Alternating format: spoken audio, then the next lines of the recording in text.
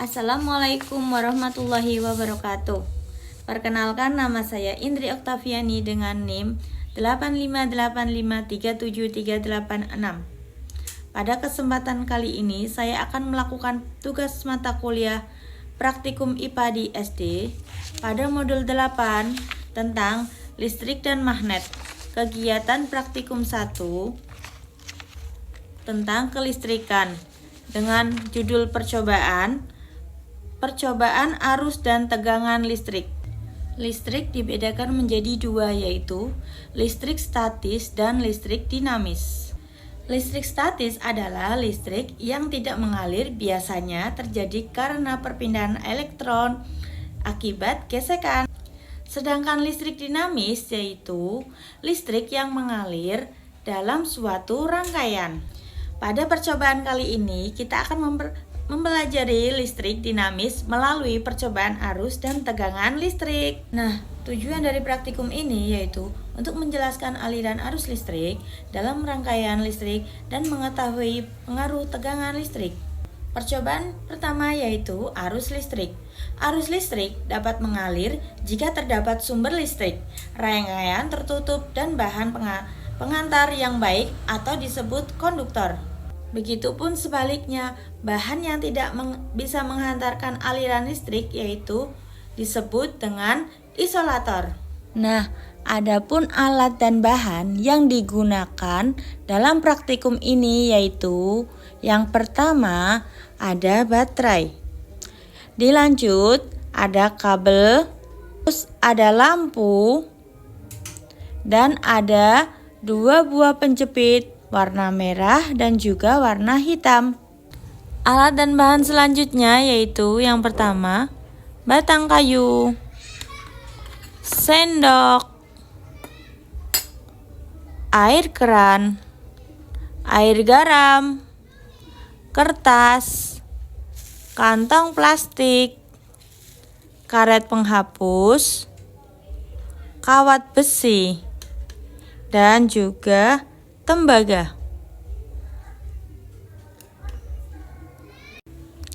Nah, pertama-tama susun rangkaian baterai, kabel, dan lampu, hubungkan dengan benar, tutup rangkaian.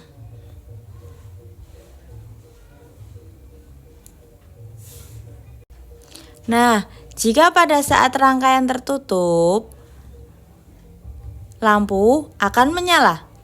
Dan jika rangkaian terbuka, maka lampu akan mati atau tidak menyala lagi.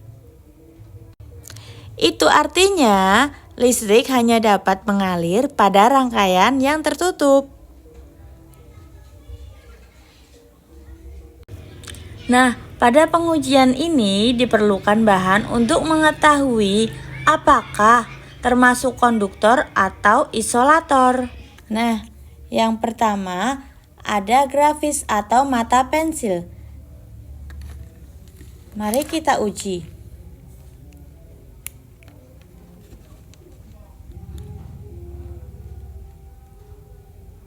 Nah, dapat dilihat lampu dapat menyala. Itu artinya berarti pada grafis bersifat konduktor karena dapat menghantarkan aliran listrik. Untuk selanjutnya yaitu ada kayu. Mari kita uji. Hasilnya tidak menyala karena tidak ada aliran listrik dan kayu bersifat isolator. Selanjutnya yaitu ada sendok. Mari kita coba.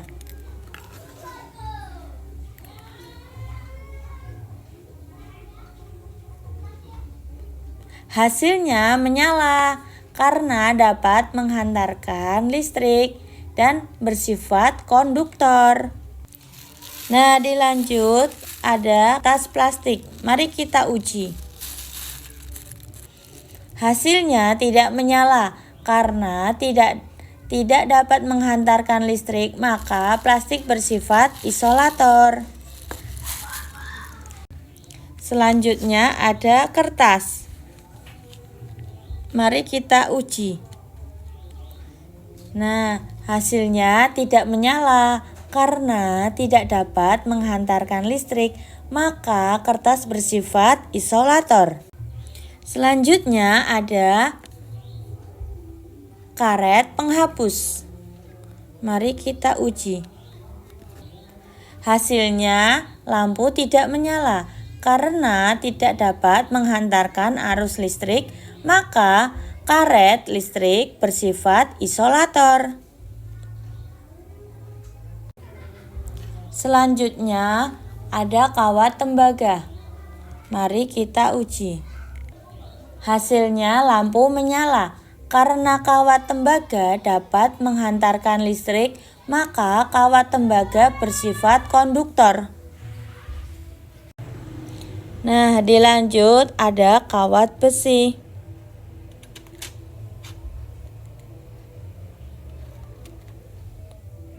Hasilnya lampu menyala.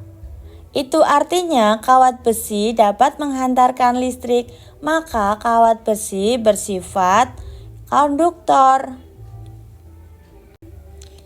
Nah, dilanjut ada air garam. Mari kita uji. Hasilnya lampu menyala. Itu artinya air garam dapat menghantarkan listrik dan bersifat konduktor. Untuk selanjutnya yaitu air keran. Mari kita uji.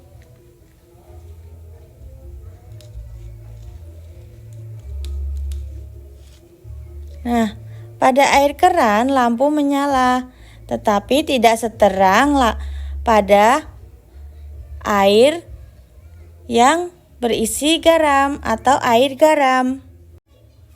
Nah, dari praktikum tadi dapat kita simpulkan bahwa air garam, air keran, mata pensil, sendok, tembaga, dan kawat besi itu merupakan konduktor. Sedangkan kayu, karet penghapus, kantong plastik, dan juga kertas itu merupakan isolator.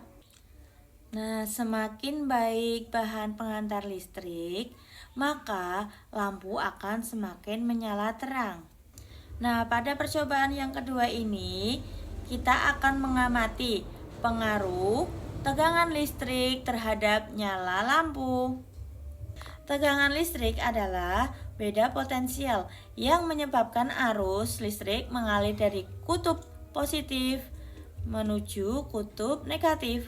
Ketika rangkaian pertama dibuat seperti ini, lalu kabel ditutup, maka hasil lampu tidak menyala. Dapat dilihat hasil lampunya tidak menyala.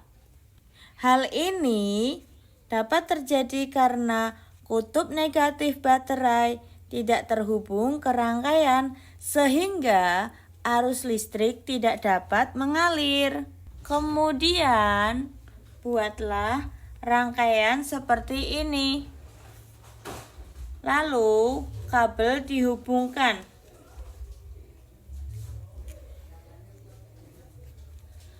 Hasilnya lampu menyala, tetapi lampu menyala tidak terang.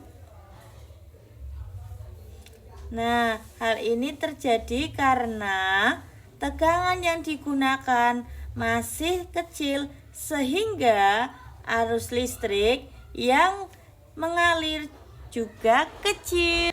Nah, selanjutnya kita buat rangkaian yang ketiga seperti berikut ini. Lalu kita hubungkan kabel. Nah, dapat dilihat hasilnya lampu menyala terang. Hal ini menunjukkan bahwa tegangan yang lebih besar menghasilkan arus listrik yang lebih besar pula. Nah, dapat disimpulkan yaitu tegangan listrik mempengaruhi besar arus listrik dalam rangkaian. Semakin besar tegangan, maka arus listrik semakin besar sehingga lampu menyala lebih terang. Berdasarkan dari praktikum tadi yaitu dapat disimpulkan bahwa arus listrik dapat mengalir melalui rangkaian tertutup dan melalui bahan konduktor. Jika rangkaian listrik tidak terhubung dengan baik, maka arus listrik tidak dapat mengalir sehingga lampu tidak dapat menyala. Tegangan listrik sangat mempengaruhi besar arus listrik. Nah, semakin besar tegangan, maka arus listrik mengalir semakin besar dan lampu menyala semakin besar pula. Dengan demikian, arus listrik dan juga aliran listrik itu memiliki hubungan keterkaitan dalam suatu rangkaian listrik. Sekian penjelasan dari saya. Terima kasih. Wassalamualaikum warahmatullahi wabarakatuh.